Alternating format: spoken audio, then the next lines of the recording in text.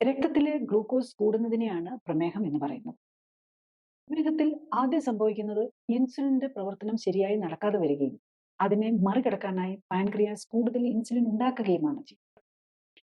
Diabetic hyper insulinaemia പ്രമേഹത്തിന് മുമ്പുള്ള insulin കൂടുന്ന അവസ്ഥ 5-10 വർഷമോ അതിൽ കൂടുതലോ കാലം നിലനിൽക്കാം. ചിലരിൽ പാൻക്രിയാസിന്റെ പ്രവർത്തനശേഷി കൂടുതലുള്ളവരിൽ ഇൻസുലിൻ മാത്രമേ കൂടൂ, ഷുഗർ കൂടണമെന്നില്ല.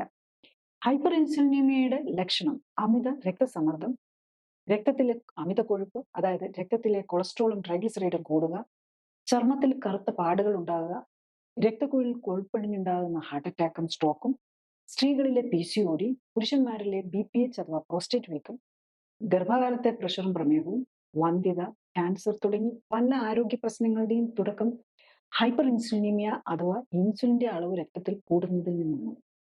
ജീവിതശൈലി ക്രമീകരണത്തിലൂടെ പ്രമേഹം മാത്രമല്ല, ഈ പ്രീ ഡയബറ്റിക് സ്റ്റേജ് ഉണ്ടാക്കുന്ന ആരോഗ്യ പ്രശ്നങ്ങൾ കൂടി മറികടക്കാനാകും. നേരത്തെ നമ്മൾ കണ്ട ശസ്ത്രക്രിയകൾ കുറയ്ക്കാൻ കഴിയുന്നതിനെ കുറിച്ചുള്ള കണക്കുകൾ പ്രമേഹത്തെ സംബന്ധിച്ച് മാത്രമായിരുന്നു. ആലോചിച്ചു നോക്കൂ, പ്രമേഹത്തിനൊപ്പം ഹൈപ്പർ ഇൻസുലിനിമ മൂലമുള്ള ആരോഗ്യ പ്രശ്നങ്ങൾ കൂടി ജീവിതശൈലി ക്രമീകരണത്തിലൂടെ മാറ്റാനാകുമ്പോൾ ഉണ്ടാകുന്ന ഗുണങ്ങൾ.